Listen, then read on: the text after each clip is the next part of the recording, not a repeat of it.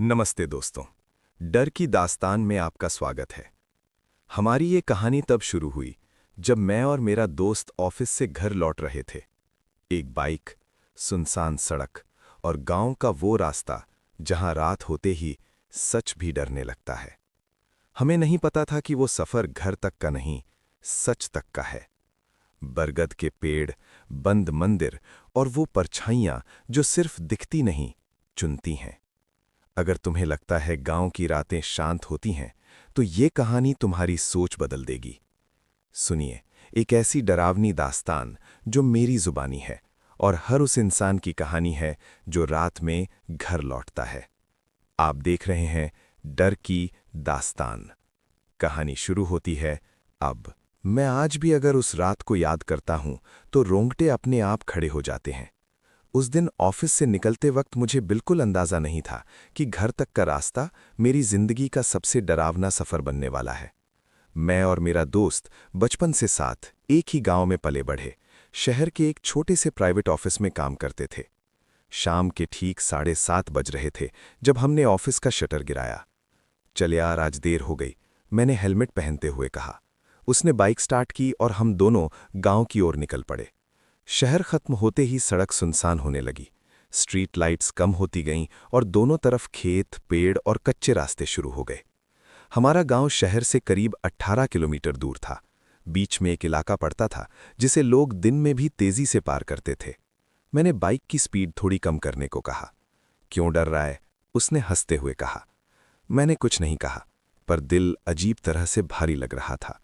हवा ठंडी थी, लेकिन पसीना आ रहा था। जैसे जैसे हम आगे बढ़े, मोबाइल नेटवर्क गायब हो गया और तभी बाइक की हेडलाइट एक पुराने बरगद के पेड़ पर पड़ी। वही बरगद जिसके बारे में गांव में कहा जाता था, सूरज ढलने के बाद वहां कोई नहीं रुकता। मैंने अनजाने में पीछे देखा। सड़क खाली थी, लेकिन मुझे ऐसा लगा जैसे कोई हमें देख रहा है। तेज चला, मैंने धीरे से कहा। उसने एक्सीलरेटर घुमा दिया, पर तभी ठक ठक ठक, जैसे किसी ने बाइक के पीछे उंगलियों से टकराया हो। हम दोनों चुप हो गए। तूने सुना? मैंने पूछा। उसने जवाब नहीं दिया। बाइक अचानक झटका खाकर रुक गई। इंजन बंद, चारों तरफ सन्नाटा, कीड़े मकोड़ों की आवाज भी गायब, बस हमारी सांसें। मैंने उतरकर पीछे देखा। सड़क खाली थी, लेकिन बरगद के नीचे एक परछाई खड़ी थी। चेहरा दिख नहीं रहा था, पैर जमीन को छू नहीं रहे थे। मेरे मुंह से आवाज तक नहीं निकली। यार, चल बैठ। मेरे दोस्त की आवाज कांप रही थी। मैं बाइक पर बैठा। उसने स्टार्ट करने की कोशिश की। एक बार, दो बार, तीसरी बार इंजन चालू हुआ। हम बिना पीछे देखे भागे, लेकिन मेरे कानों में अब भी एक औरत की धीमी सी आवाज गूंज रही थी, रुक जाओ। बाइक जैसे ही स्टार्ट हुई, मेरा दोस्त बिना कुछ सोचे पूरी ताकत से एक्सीलरेटर घुमा दिया। सड़क पर धूल उड़ने लगी और अंधेरे में हेडलाइट बस आगे की 20-25 फीट की जमीन ही दिखा पा रही थी। मैंने पीछे मुड़कर देखने की हिम्मत नहीं की। दिल इतनी तेज धड़क रहा था कि लग रहा था अभी सीने से बाहर आ जाएगा। यार, वो क्या था? मैंने हकलाते हुए पूछा। मत पूछ, उसने बस इतना कहा। हम दोनों समझ गए थे, वो कोई इंसान नहीं था।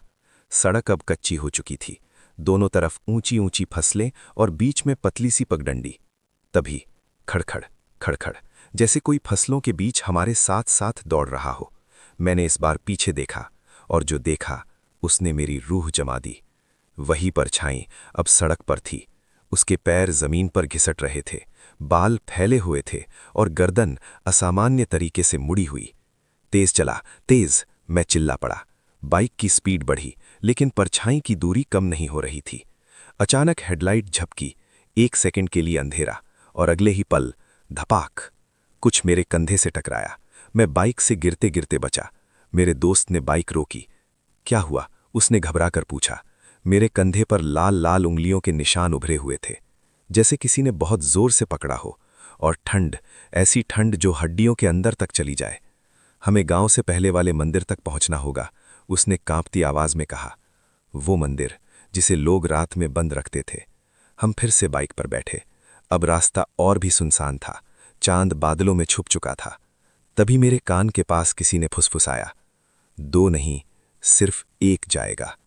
मेरी सांस अटक गई। मैंने दोस्त की तरफ देखा। वो भी पसीने में भीगा हुआ था। तूने भी सुना? मैंने पूछा। उसने सिर हिला दिया। अचानक बाइक अपने आप दाएं मुड़ गई।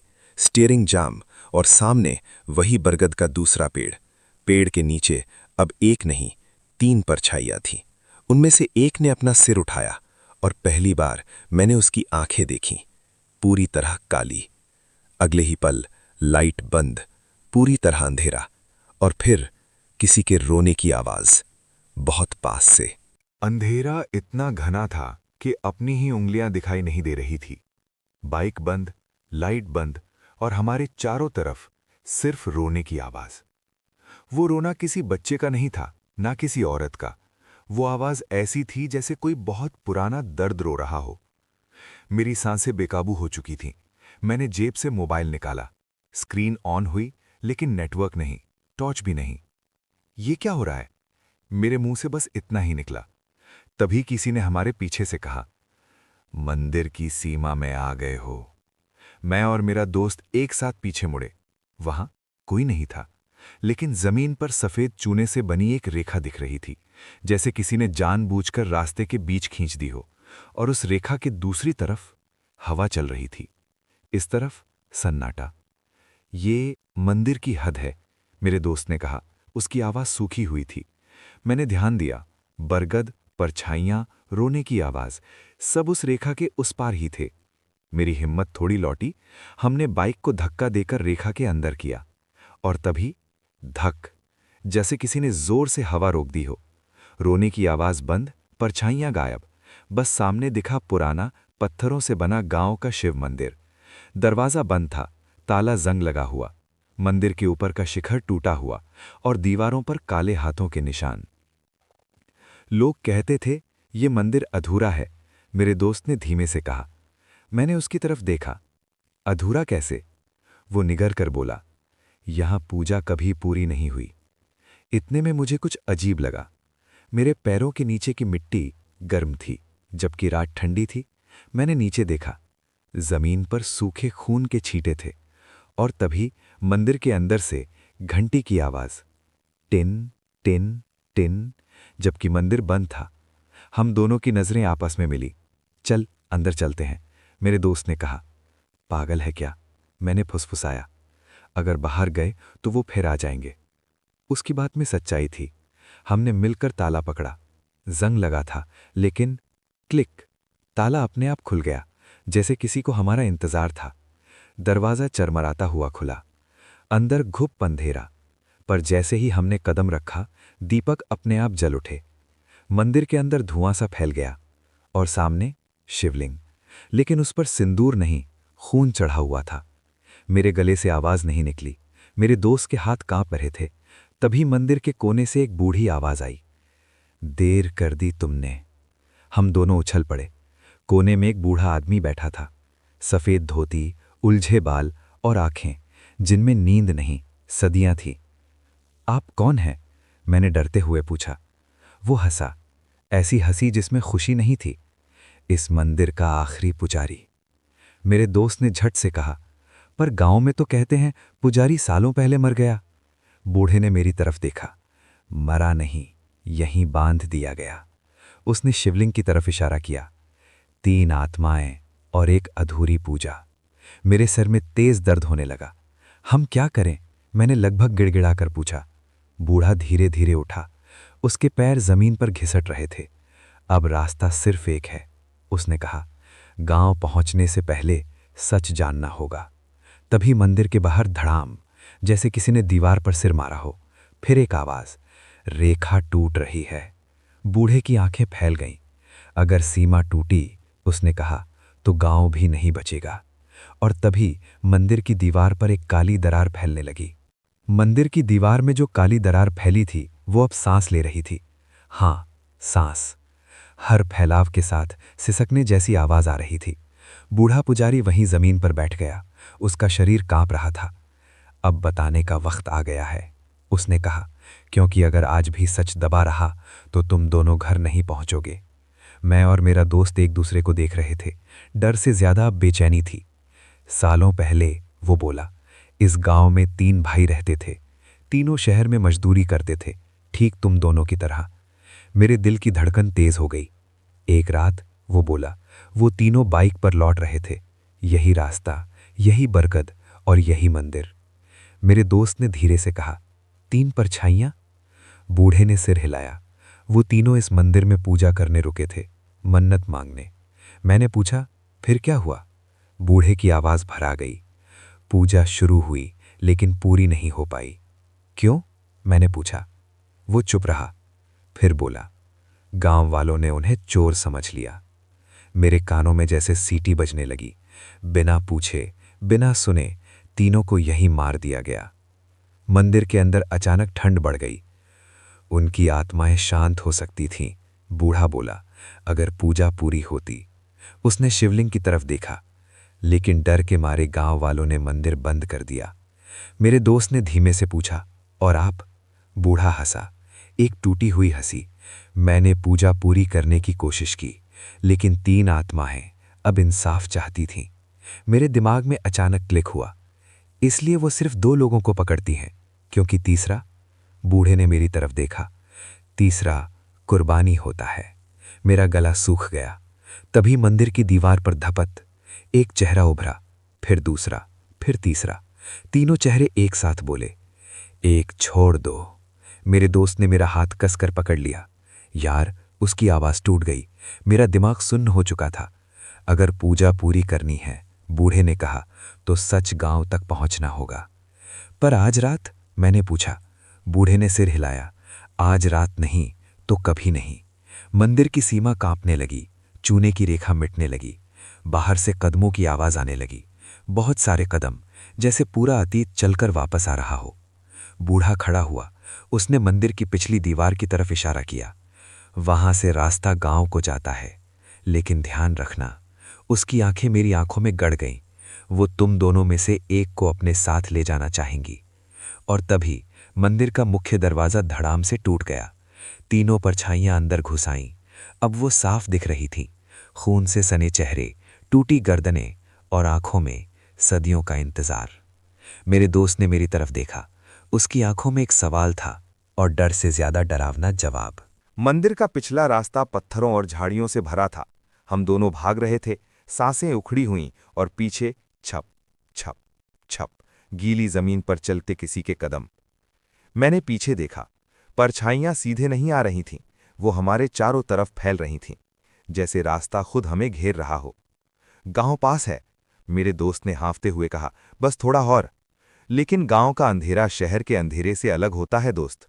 यहां अंधेरे में यादें रहती हैं। पहला घर दिखा, फिर दूसरा, पर एक भी घर में लाइट नहीं थी। पूरा गांव जागते हुए भी सोया हुआ। अरे कोई है? मैंने चिल्लाकर कहा। मेरी आवाज खेतों में खो गई। तभी एक खिड़की हिली और फिर एक बूढ़ी औरत बाहर आई। उसकी आंखें हमें देखकर फैल गईं। तुम लोग उस रास्ते से क्यों आए? उसकी आवाज कांप रही थी। मैंने सब बता दिया, बरगद, परछाइयां, मंदिर, पूजा। उस बूढ़ी औरत ने जमीन पर थूक दिया। वो लौट आए, उसने कहा। किसने लौटाए? मेरे दोस्त ने पूछा। तभी आसपास के घरों से धीरे धीरे लोग बाहर आने लगे, सबके चेहरे पर डर और शर्म। एक आदमी बोला, सच छुपाया गया था। मेरा दिल धक से रह गया। कौन सा सच? मैंने पूछा। वो आदमी बोला, 3 लड़कों को हमने मारा था। पूरा गांव चुप। हमने सोचा था चोर हैं, वो बोला, पर वो निर्दोष थे। मेरे कानों में बूढ़े पुजारी की आवाज गूंजी, सच गांव तक पहुंचना होगा। तो अब क्या? मैंने पूछा। तभी गांव के बीचों बीच तेज हवा चली, दियों की बची खुची लौ बुझ गई और फिर 3 परछाइयां गांव की गलियों में उतर आईं। लोग चिल्लाने लगे, बच्चे रोने लगे। एक परछाई सीधे मेरे दोस्त के सामने आकर रुकी। उसने हाथ बढ़ाया। मेरे दोस्त का शरीर जैसे सुन्न हो गया। नहीं, मैं चिल्लाया। मैं उसके आगे खड़ा हो गया। अगर किसी को लेना है, तो मैंने कांपते हुए कहा, तो मुझे लो। गांव एकदम चुप। परछाइयों ने एक साथ मेरी तरफ देखा। उनकी आंखों में पहली बार उलझन थी। तभी मंदिर की दिशा से घंटी की आवाज आई, टिन टिन टिन। बूढ़े पुजारी की आवाज हवा में गूंजी। कुर्बानी नहीं, कबूलनामा चाहिए। परछाइयां रुक गईं, गांव वालों की तरफ मुड़ीं और फिर एक परछाई ने अपना मुंह खोला। सच बोलो। लोग कांपते हुए घुटनों पर बैठ गए और जो अगला हुआ वो गांव की आत्मा हिला देने वाला था। पूरा गांव मंदिर की घंटी की आवाज से कांप रहा था।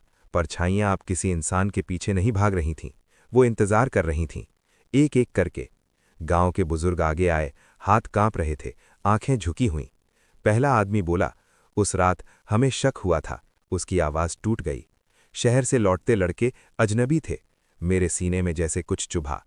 हमने उन्हें रोका, वो बोला, पूछताछ की, और फिर उसने सिर झुका लिया। फिर गुस्सा आ गया। एक और आदमी आगे आया। एक ने भागने की कोशिश की थी। उसने कहा, हमने उसे बरगद के पास पकड़ लिया। मेरे कानों में बरगद की पत्तियों की सरसराहट गूंज गई। एक औरत रोते हुए बोली, हमने सुना नहीं, हमने देखा नहीं, बस मारते गए। तीनों परछाइयों की आंखों से काला धुआं निकलने लगा, लेकिन इस बार वो गुस्से में नहीं थीं, वो दर्द में थीं। तभी मेरे दोस्त के शरीर में झटका आया, वो जमीन पर गिर पड़ा। यार, मैं चिल्लाया। मैं उसके पास बैठ गया। उसकी आंखें खुली थीं, लेकिन वो मुझे नहीं देख रहा था।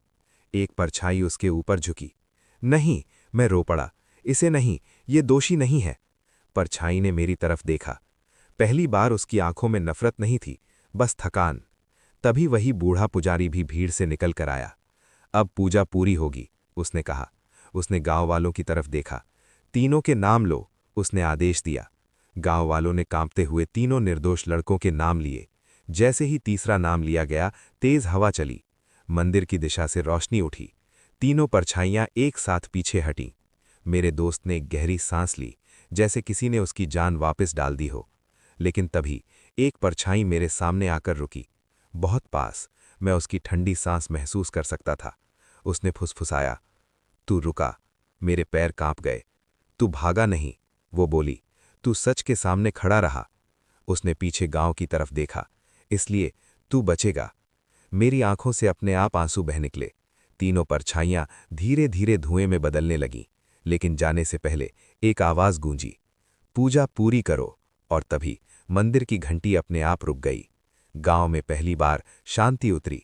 लेकिन मेरे दिल को पता था, कहानी अभी खत्म नहीं हुई, क्योंकि अधूरी पूजा अब शुरू हुई थी। पूरा गांव मंदिर की घंटी की आवाज से कांप रहा था।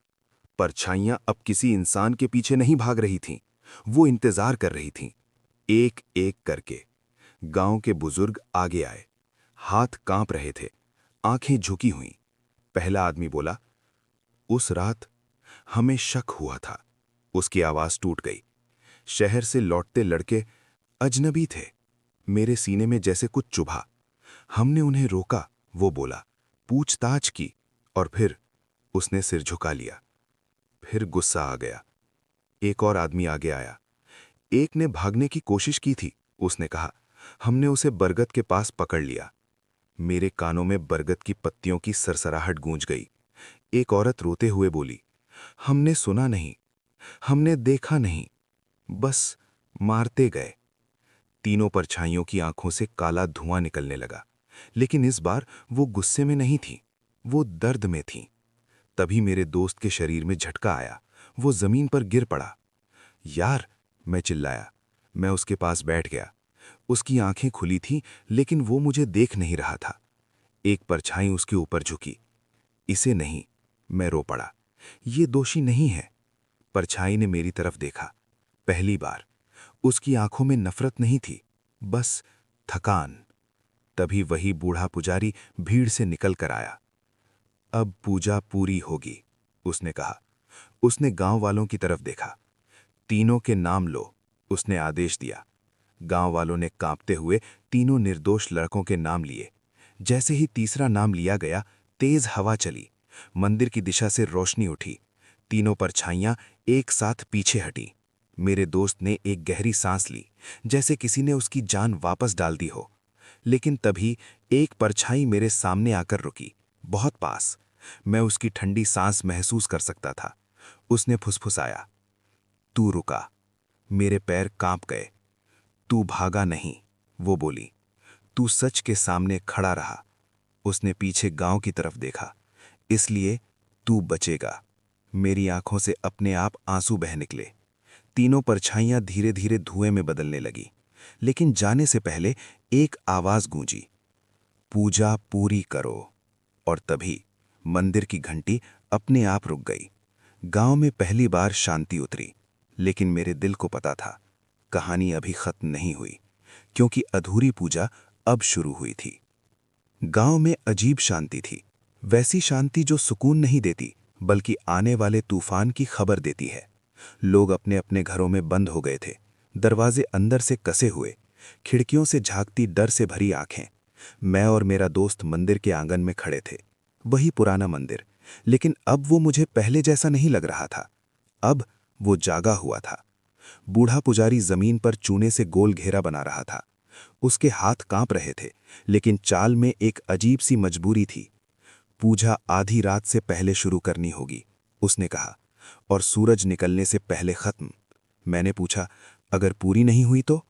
उसने मेरी तरफ देखा, सीधा, गंभीर। तो इस बार परछाइयां किसी को छोड़कर नहीं जाएंगी। मेरे दोस्त ने मेरी तरफ देखा, उसकी आंखों में डर था और एक सवाल भी।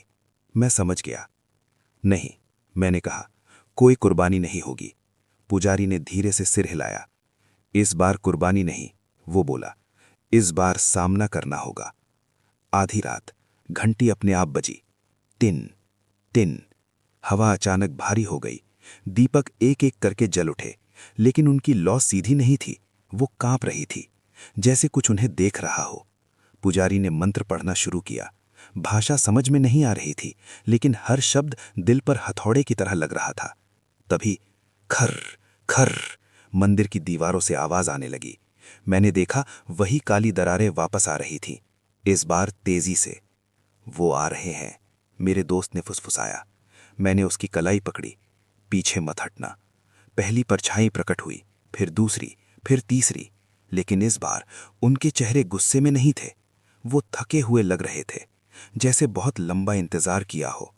पुजारी ने ऊंची आवाज में कहा, आज सच पूरा होगा। परछाइयां मेरे सामने रुकीं। एक ने सिर झुकाया। अगर झूठ बोला गया तो इस बार सब जल जाएगा। मेरे पेट में मरोड़ उठी। तभी मंदिर के अंदर की जमीन हिलने लगी। शिवलिंग के नीचे से धीरे धीरे कुछ उभरने लगा। पुरानी सड़ी हुई बाइक का ढांचा। मेरी सांस अटक गई।